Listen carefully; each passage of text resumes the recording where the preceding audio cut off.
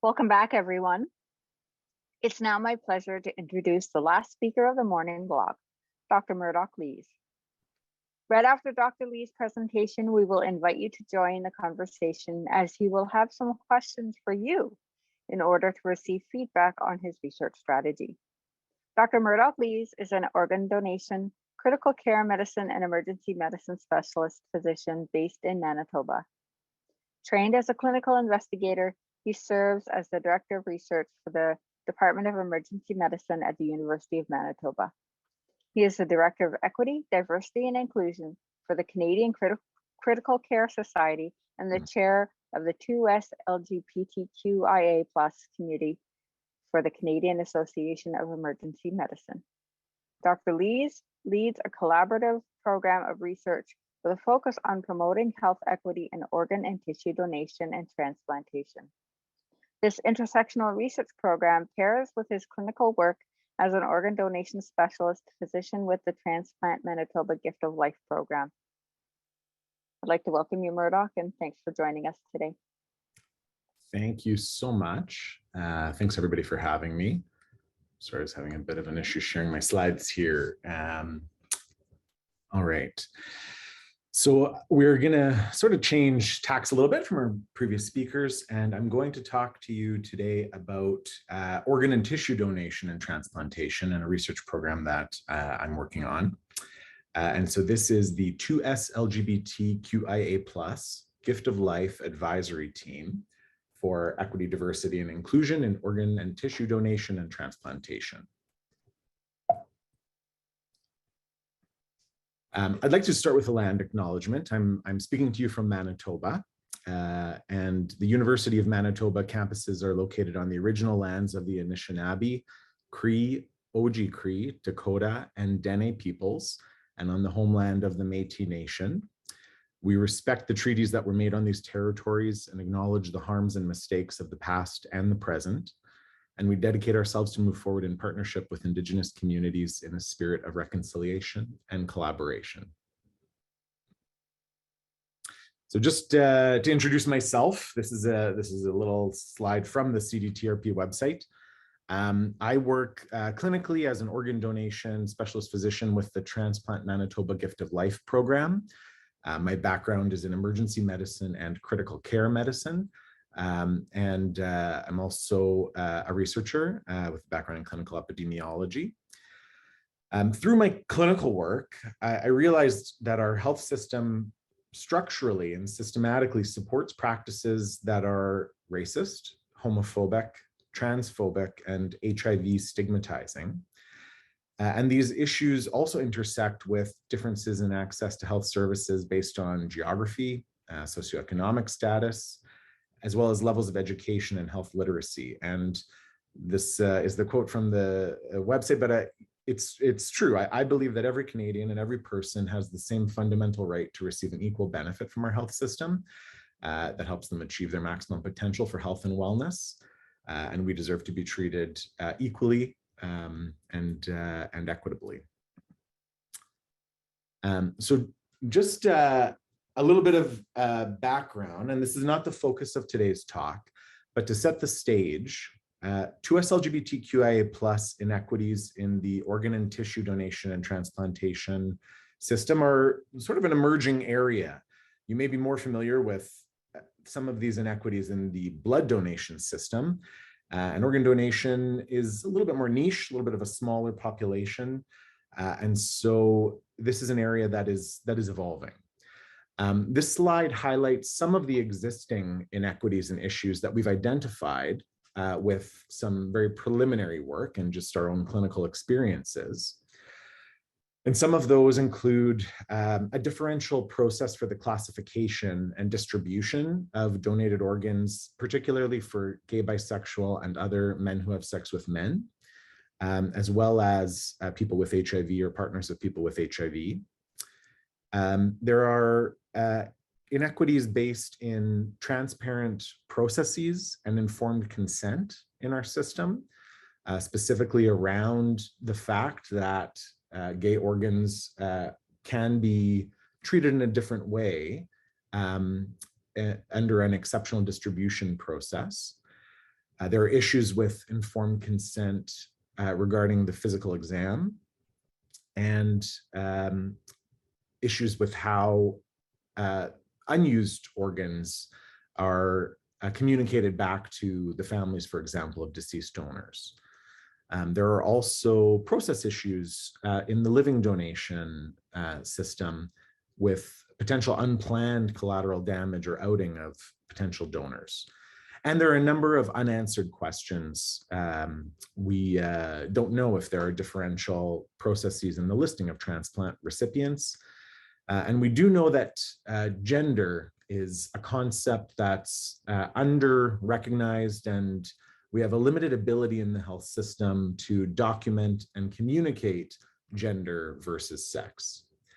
So these are some of the things we've identified in our preliminary work, and hope to explore further and to develop strategies to mitigate. And so I've got a program of research looking into health equity in general in organ donation transplantation, but we've identified this important subpopulation or sub-program of research in the 2S LGBTQIA+ community. And so we've got some proposed exploratory work planned, and we're really in the very beginning stages of this work. And so we want to develop a patient and community engagement strategy that's embedded throughout the work. We've got some initial scoping and systematic reviews planned to understand the 2S LGBTQIA+ experience in organ and tissue donation transplantation, as well as some of the factors related to socio-demographic variable collection in acute care settings, relevant benefits for patients, relevant harms for patients of expanding the collection of personal data.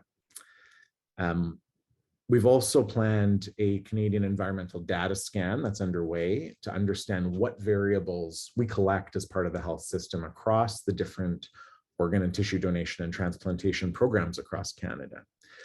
These are programs that are often structured at the provincial level, or sometimes there's multiple programs within provinces, and different programs have different data collection, data management processes.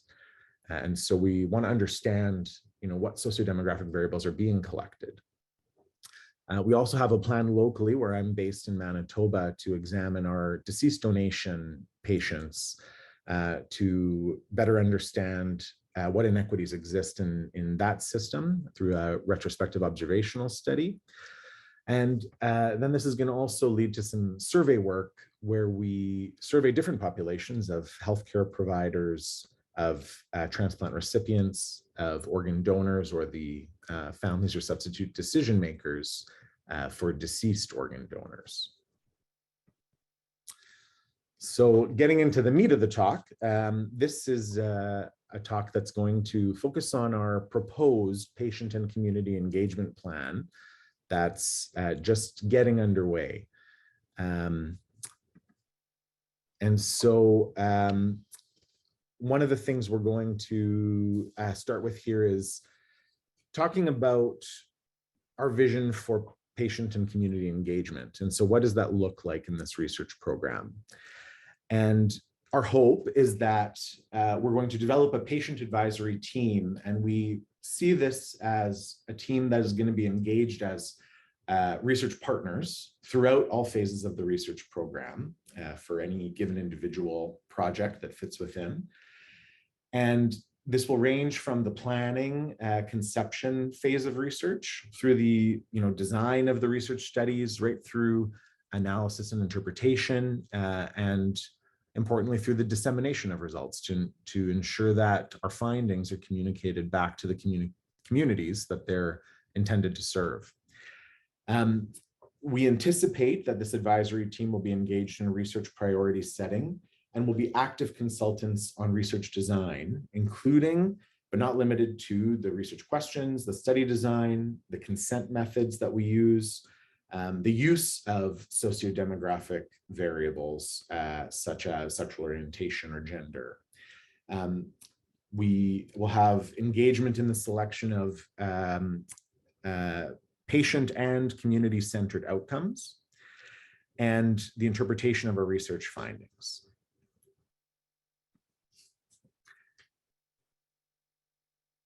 The planned structure of our advisory team will be a group that convenes on a quarterly basis throughout the year.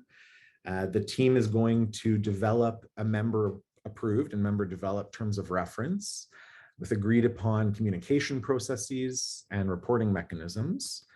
And we'll discuss physical, psychological, emotional, and cultural safety with the team, and develop a guiding principles for interactions framework to provide a common language for members to be able to identify violations and facilitate ongoing conversations for the group on how our team can resist and renegotiate power imbalances. So recognizing that there is an inherent imbalance in power between a researcher and a patient or community team member. Our meetings will be set with member-approved agendas, and members will have the opportunity to develop and lead in project-related activities and working groups, as well as the ability to track their progress. And this will facilitate the construction of an activity plan that will be used to evaluate members' participation on the advisory team. The Valuing All Voices framework will be used as a guide to ensure that our health research engagement strategy is trauma-informed, is intersectional in nature, and is critically reflexive as well. We plan to incorporate a variety of participatory methods, and we're collaborating with the Manitoba Strategy for Patient-Oriented Research Support Unit. And so each session is going to have a facilitated introspective session guided by a trained facilitator that will use a trauma-informed intersectional approach to engagement, including conversations around safety. And I'd like to take a couple minutes to talk about the who's. So who are we looking for to engage in this team? And I'll just highlight here, I had put a link in the chat, and I've got a little QR code on the right of this slide. These are ways to register. And if anybody who's listening feels this resonates with them, or knows somebody who they think this would apply to, please feel free to share this registration link, because we are actively recruiting. And so this advisory team is, I'm hoping, going to consist of members and allies of the 2S LGBTQIA+ community. So people who have a lived experience with that identity, either themselves or as a strong ally, as well as people who have a lived experience of the deceased organ donation system, transplant recipients, or living donors. Our team is also going to have an organ donation organization nurse coordinator, a transplant social worker, a transplant physician, and an organ donation physician. And these team members, as we discussed, will be active partners in our research team rather than steady participants. And there's going to be an emphasis on shared decision-making around the research processes. Diversity of the advisory team membership is our primary goal. And so, our recruitment will occur without restrictions on sex, gender, age, race, ethnicity, indigeneity, religion, geographical location, ability, socioeconomic, or immigrant status. And through this diverse membership, we hope to access novel insights and perspectives, and have our members share their experiences as recipients of healthcare or as caregivers in a safe and an inclusive environment. We're targeting an initial core advisory team of 10 members. And so that will depend a little bit on the level of engagement that we achieve. So our recruitment strategy, we've started a process using social media. And so the Transplant Manitoba Gift of Life Instagram, Facebook, and Twitter accounts are actively posting about this team and advertising for engagement. We also have a website presence on the Transplant Manitoba Gift of Life website. And then we're planning to follow up these invitations with paper mail out to a list of our patients or affiliates with the Transplant Manitoba system. And speaking to you today CDTRP, a huge network. So if you do have anybody who you think would be interested in getting involved, we would welcome you to register, and we'll contact you with further information. I'd like to thank and acknowledge our project partners throughout the overarching research program. We've had significant level of engagement and support from Canadian Blood Services. And so I have to thank them. And we've had some initial community engagement with the Community-Based Research Center, which has a large amount of experience participating in community-based research in the 2S-LGBTQIA+ sphere through work in blood donation as well, and numerous other partners to list here. And so that really concludes the talk for me today, but I'd be happy to take any questions. And if there aren't any, then I might ask you a couple of questions. Sure. So Murdoch, why don't we flip it a bit and open it up to everybody can take themselves off or open up their cameras if they'd like.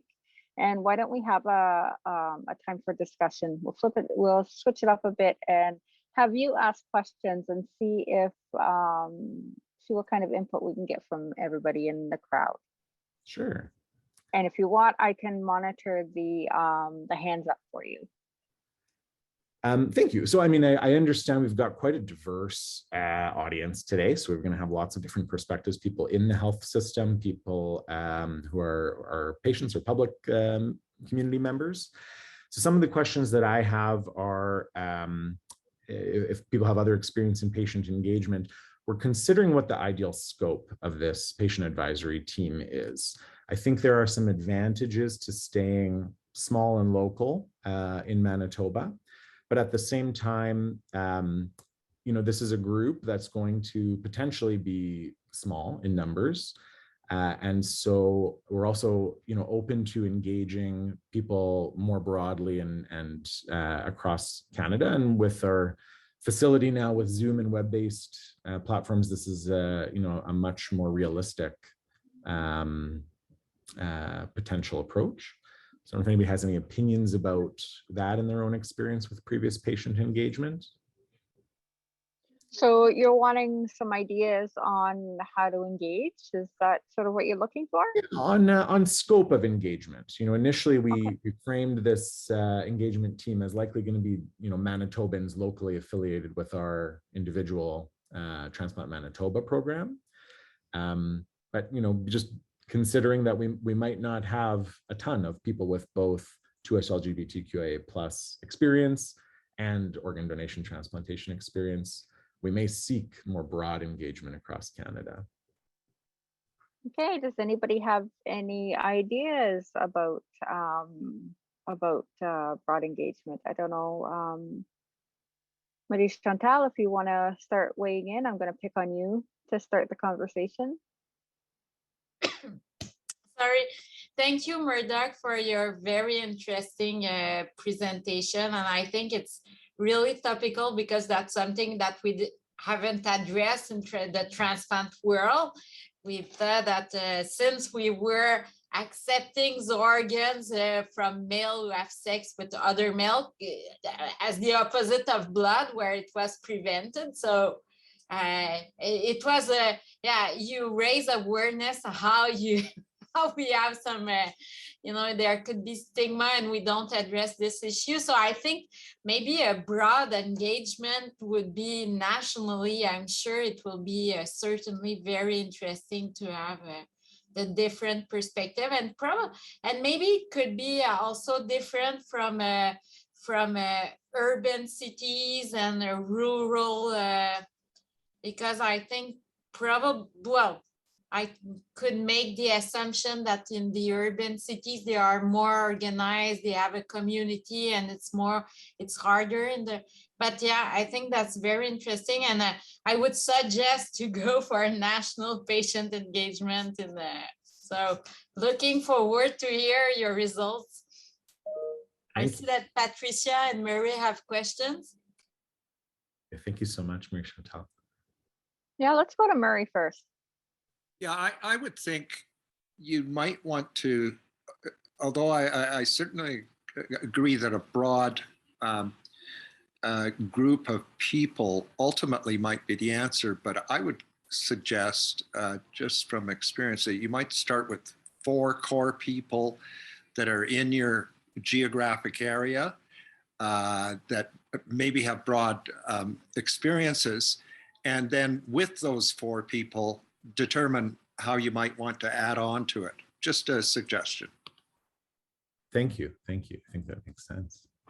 Yeah, my comment, or I had one of my comments was a little bit along the same lines as Murray, I think. And feel free, my CDTRP colleagues, Manuel and stuff, to jump in too. One of the things that we found useful in our patient groups forming is the same people coming back again and again. Like that's a factor for success in that group being successful.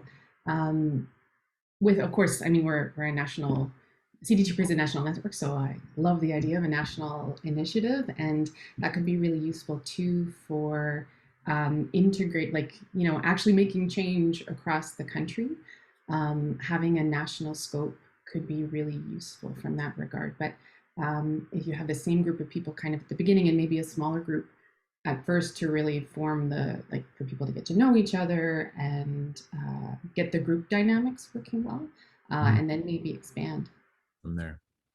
Yeah, that makes good sense. Thank you. Another question, if we have time, that I might ask if anyone has experience, you know, just framing patient engagement. You know, best practice is going to be to try to have diverse representation and to support patient engagement with funding to be able to pay people for their time and their expertise in participating.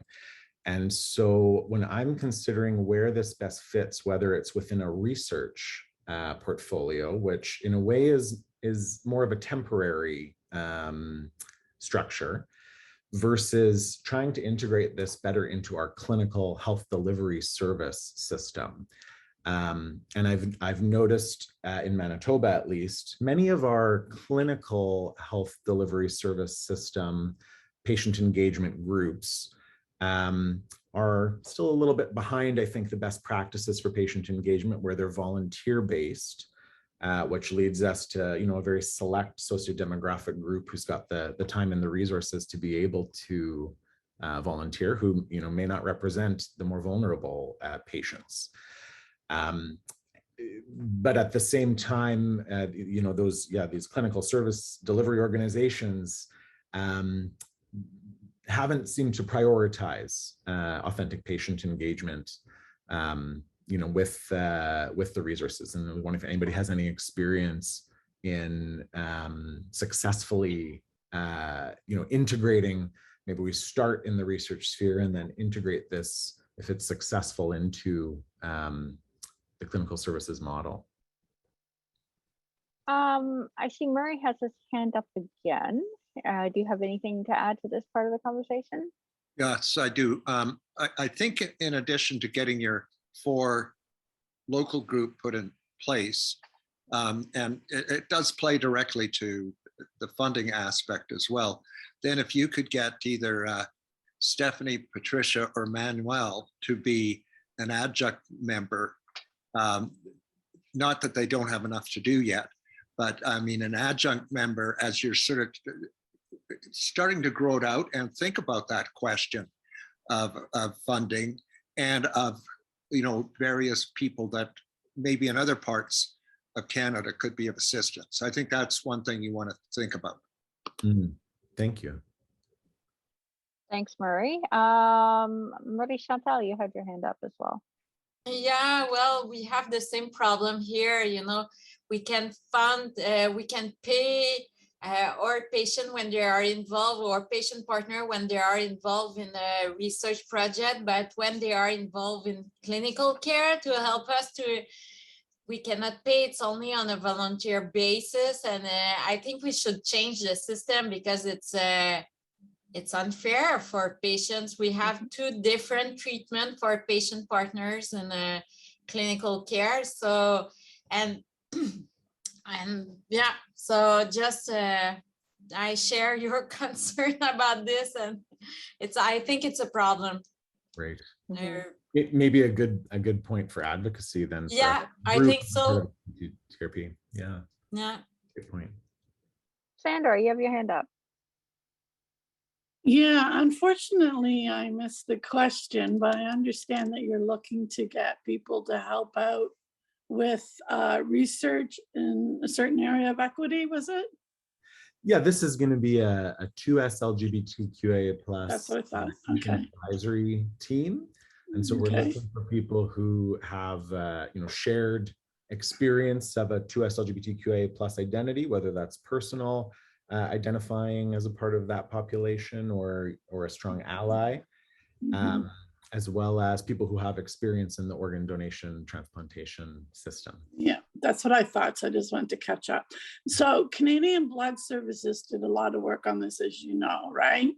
And so when it came to the whole trying to reduce the 5 year, they found that the best way, and I'm even finding this locally, is when you're engaging with a community that represents a lot of people, and like the Indigenous people as well, is best, like, we could put like on a panel, one person who falls under the 2SLGB, right? One person from the Indigenous community. But I don't think from my studying of how those communities work, that it's fair to put on one person to represent the whole group. So I think the best way, in my opinion, from what I've found, is to reach out to the community within your group, within your area, right? So here in Muskoka, we have Muskoka Pride. So we tried to interview someone, but they didn't fit. So we weren't going to make them fit just because they fell under, someone from Muskoka Pride. And then, and the same thing with Indigenous. But what we did find out, that both of these have very active communities. So now what we're doing, and you'll know from doing any kind of education in Indigenous, it's like tribe to tribe, right? So it's at that level. And so I also think too, what Canadian Blood Services did is that they went into the community. So they were there at Pride festivals, they were there at Pride events, and they would bring in people, right, to experience what they went through, and like any kind of hostile experience. However, as far as compensation, I'm a firm believer that when you ask anyone to engage, and it depends, like if you're just going to the community and you're doing surveys and things like that, it might be appropriate just to make a donation to the group. But if you're asking 3 people to sit on a committee, then it's, to me, it's everyone else is getting paid, then patient partners should as well. And what you're also doing too is you're paying for their lived experience as a gay man or a transgender person, and what it's like for them to have gone through our healthcare system. And the experiences are awful. I mean, just as a white woman, my experiences have been awful. So you can imagine, with the others. So that would be my recommendation. Thank you. Thank you. Manuel, let's go to you. Yeah, thanks, Mary, and thanks, Murdoch, for your very excellent presentation. Just on the patient compensation piece, I will say first, like, congrats for thinking about that.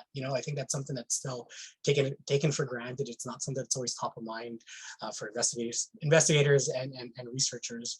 I do have a resource that I can email you, or maybe if I could find it online, I'll put it in the chat. So I believe it was SPORE who came out with a guidance document on, and maybe you've seen it already, but guidance on proper compensation for patients, things to take into account. So I can share that with you. I do agree with what's been said in terms of a national scope. So especially with the work that you're doing, you do want that broad representation, and it's difficult to get like a very diverse set of of patient partners in any sort of work. Like this is something I've experienced myself. I'm certainly seeing within the work that I do here with CDTRP. I think national is better. Now, of course, and it's just from my perspective, you know, when you think national, you think more patients. You know, then you think about like the like, I don't want to say there's issues that come with that, but you know, you're going to have to be managing more calendars, more people, like more funding, right? Like there are a lot of additional logistical things that come with more groups, but those are good problems to have, right? Like if you want to do your research well, you need those diverse perspectives. I will say that, you know, being a patient partner myself, it is about that story. Like you want to hear about their experience, right? But as you get a broader set of diverse patient partners, like they also bring their own expertise to the table, right? So I saw you had a plan of research priorities, research design, knowledge mobilization, future direction. Like the more people you have and the more diverse perspectives you have, the more they'll be able to support those extra roles, right? So my concern with having 2 or 3 or 4 people is that, you know, they might get stuck in a silo or you know, they might not have certain expertise to support in other projects. So yeah, my perspective is go national, try to engage as many people as you want. And certainly it helps having, you know, a couple of co-chairs to really lead that way, having patient partners lead the way. But yeah, go big is my message. Thank you. Thanks, Manuel. We've got some really great comments from Heather and Warren in the chat, but I see Sylvain has his hand up. Coming in, there you go. Hello. So I suggest reaching for your SPORE network in Manitoba. They are looking for research. They're collaborating in research, not only in even in clinical trials or things like that. And I think from what I know and see, that would fit, because exactly in what are their new goals and health learning system and the diversity, in French, and all that, it's all included in there. So it could be that, and also reaching also maybe the surveys, things like that. So don't expect, I'll be presenting with all the others on research, but don't expect to go big at the beginning, but starting slow but surely with something strong, with couple of patients or citizens or whoever, with the perspective that you want to pick up and collaborate and develop questionnaires or summaries or anything with them, and then you can go bigger. But SPORE, Marie Chantal, we've been on that, and being on SpanCop, so on SPORE Quebec, these are initiatives that I hope they will support. Yeah. Thank you. Yeah. So much. Thank you so much, Sylvain. And thanks for a great conversation. I hope we gave you some things to think about, Warren, to sort of start you on your journey